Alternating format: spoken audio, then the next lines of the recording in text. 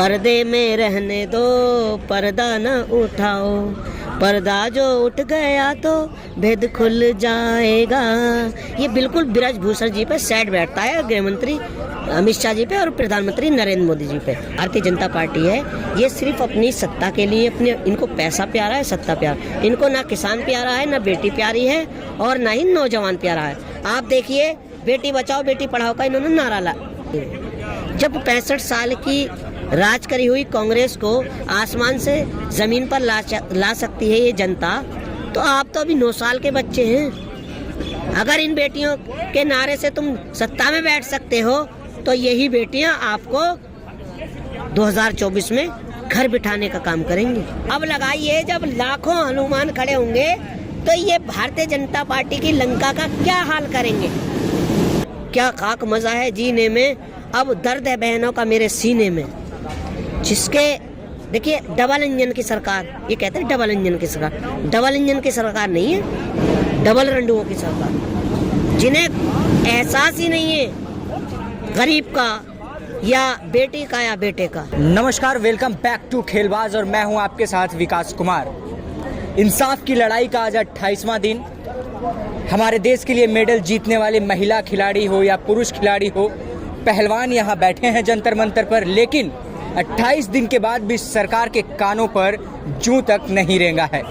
यहाँ तक कि आज पुलिस की गुंडागर्दी भी देखने को मिल गई फिरोज शाह कोटला यानी अरुण जेटली स्टेडियम के बाहर में, जहाँ खिलाड़ी पहुँचे थे IPL मैच देखने और खिलाड़ियों का ये हौसला था कि वहाँ पर जाएंगे और अपने जो आंदोलन है उसको और आगे बढ़ाने की कोशिश करेंगे। लेकिन दिल्ली पुलिस वहाँ खिलाड़ियों को रोक दी और उसके बाद यहाँ तक कि पहलवानों के टिकट तक भी छीन लिए गए। अभी मैं जंतर मंतर पे मौजूद हूँ, हमारे साथ काफ़ी लोग मौजूद हैं, तो बात करेंगे और जानने की कोशिश करेंगे कि आखिर क्या ऐसा चीज़ है कि ब्रिजभूषण की गिरफ्तारी अभी तक नहीं हो पाई है और आखिर क्या मजबूरी है दिल्ली पुलिस को कि खिलाड़ियों को अपनी आवाज़ भी बुलंद करने से रोका जा रहा है।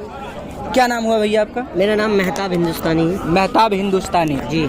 क्या लगता है आज 28वां दिन है आंदोलन का खिलाड़ियों का और अभी तक सरकार की तरफ से कोई स्टेटमेंट नहीं दिया गया है, क्या कहेंगे आप? देखिए, आज आ गया स्टेटमेंट, वो समझे ना समझे हम समझ रहे हैं। जैसे खिलाड़ियों को रोका गया है तो कहीं ना कहीं खटका हो गया है उन्हें, और ये बदसलूकी जो कर रहे हैं उन खिलाड़ियों के साथ हो रही है। बड़ी शर्म की बात है कि वो एक आम नागरिक की तरह मैच देखने गए थे और उनको अंदर नहीं जाया जाता है, उनके टिकट फाड़ दिए जाते हैं, पुलिस उनके साथ बदतमीजी करती है। तो ये कोई बात नहीं है, बड़ी शर्म की बात है। अच्छा, कहीं ऐसा तो नहीं लग रहा कि मतलब खिलाड़ी अगर स्टेडियम पहुंच जाते तो उनकी आवाज़ देश दुनिया तक पहुंच जाती, यहाँ तक कि अंतर्राष्ट्रीय लेवल तक उनकी आवाज़ पहुंच जाती? तो ऐसा नहीं कि सरकार रोकने की कोशिश कर रही है कि उनकी आवाज़ देशवासियों तक ना पहुंच पाए? बिल्कुल बिल्कुल। ये देखिए, इतनी तो अंग्रेजी भी नहीं ज्यादती करते थे जितनी ये कर रहे हैं। देखिए, वहाँ पर खिलाड़ी हैं जो क्रिकेट खेल रहे हैं, वो भी देश के लिए खेल रहे हैं, और ये भी खिलाड़ी हैं, ये भी रेसलर हैं, इन्होंने भी देश को सम्मान दिलाया है। तो कहीं ना कहीं जो ये एक तानाशाही, चाहे आप पुलिस को अंडर में लेके कह लीजिए या एक सरकार का रवैया, तो ये बहुत गलत है और कहीं ना कहीं इसका रिएक्शन 2024 में बहुत बुरा होने वाला है। अच्छा, ब्रिजभूषण शरण सिंह फिलहाल तो अभी कार्यरत नहीं है WFI के अध्यक्ष के तौर पर, क्योंकि एडहॉक कमेटी ने संभाल लिया WFI का कार्यभार, तो अभी तक गिरफ्तारी नहीं हो पाई है। इसके पीछे क्या वजह हो सकती है? इसके पीछे वजह यह है, सबसे पहले तो वो एक सांसद हैं और फिर भाजपा से आते हैं, फिर बाहुबली भी हैं। और मैं एक चीज़ आपको बता दूं कि आपने टाटा रतन का नाम तो सुना होगा। जी बिल्कुल। जब टाटा रतन इन पहलवानों को पैसा डोनेट करते थे, पैसा भेजते थे, तो वो पैसा पहलवानों तक नहीं पहुंचता था, वो पैसा सिर्फ ब्रिजभूषण शरण सिंह तक ही सिमट के रह जाता था।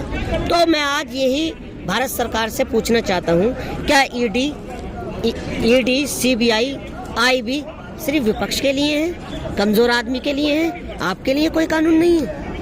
या सिर्फ विपक्ष ही भ्रष्टाचारी है या गरीब आदमी ही भ्रष्टाचारी है?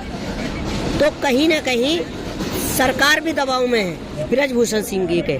अभी एक आपने उनका बयान सुना होगा कि अगर मेरी ज़बान खुली तो इसमें बहुत लोग जद में आएंगे, सुनामी आ जाएगी। तो देखिए, इस सुनामी पे एक छोटा सा गीत है, मैं उसकी पंक्ति सुनाना चाहता हूँ अगर आपकी इजाज़त हो। बिल्कुल, बिल्कुल। तो देखिए, पर्दे में रहने दो पर्दा ना उठाओ, पर्दे में रहने दो पर्दा ना उठाओ, पर्दा जो उठ गया तो भेद खुल जाएगा।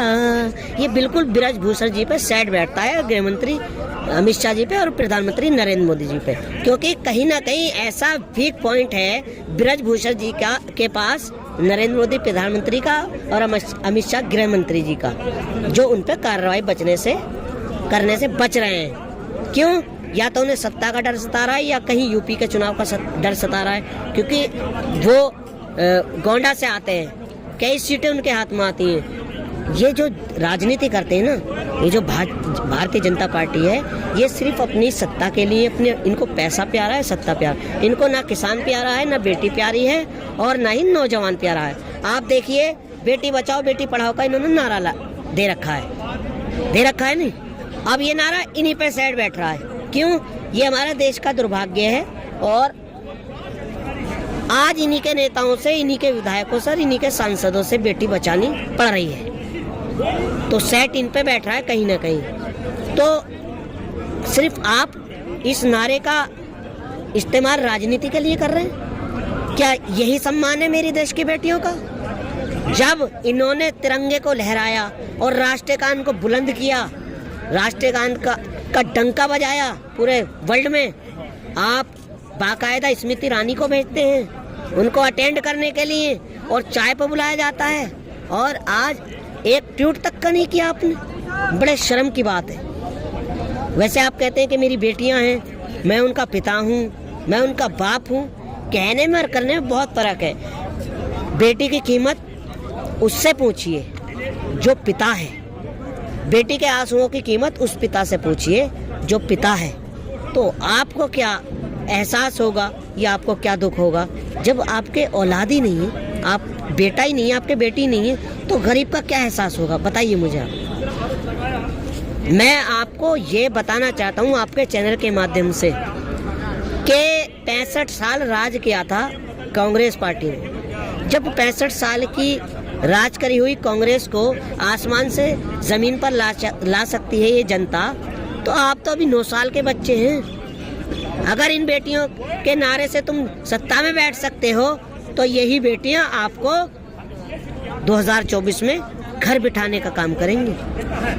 ज़्यादा उस पे अपना जो ना ये दिमाग, ये ईगो जो है, जो तानाशाही आपने चला रखी है।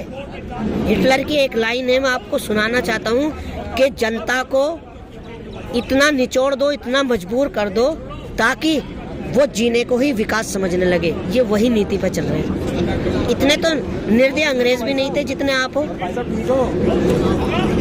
तो एक सवाल मेरा आपसे रहेगा, ब्रिजभूषण शरण सिंह एक सोशल मीडिया को दिए इंटरव्यू में उन्होंने कहा कि मेडल तो लोग 15 रुपये में खरीद लेंगे, तो देश की बेटियां जो हमारे देश से बाहर जाकर अपने पूरे ज़िंदगी का मेहनत लगाकर मेडल जीतती है और उस मेडल को 15 रुपया का बता देता है कोई इंसान, इस पर आपका क्या कहना है? बिल्कुल सही सवाल आपका, बड़े शर्म की बात है। ये 15 रुपए का मेडल जो है वो उनके लिए होगा।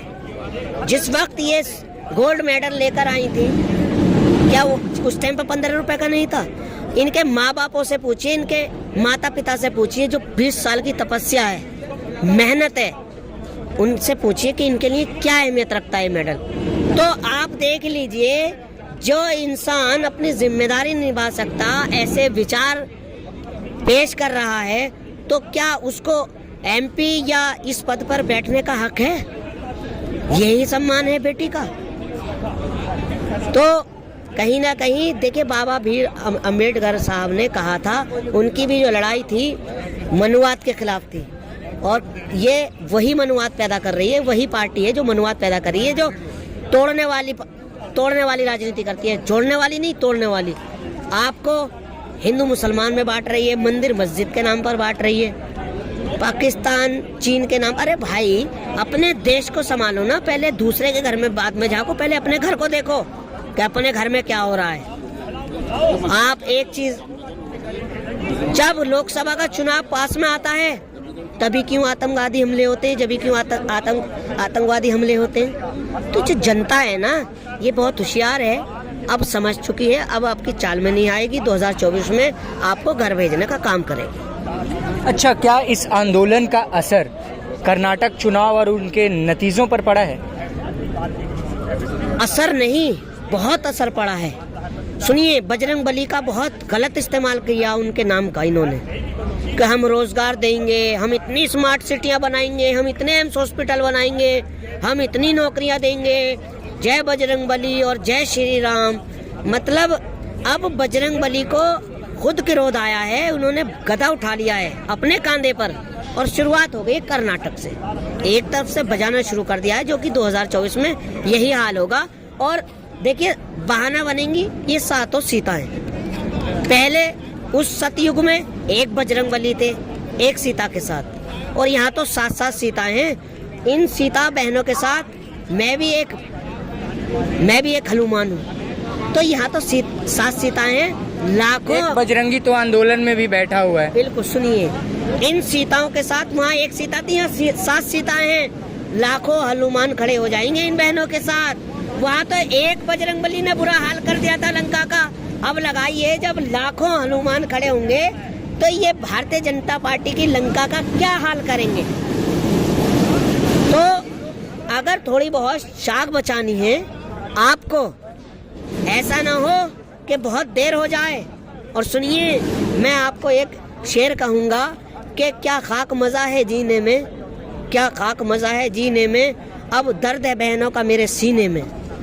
जिसके देखिए, डबल इंजन की सरकार, ये कहते हैं डबल इंजन की सरकार, डबल इंजन की सरकार नहीं है, डबल रंडुओं की सरकार। जिन्हें एहसास ही नहीं है गरीब का या बेटी का या बेटे का। तो इस सरकार से उम्मीद लगाई थी भारत की जनता ने, मेरे हिंदुस्तान की जनता ने, मगर ये बिल्कुल खरे नहीं उतर पाए।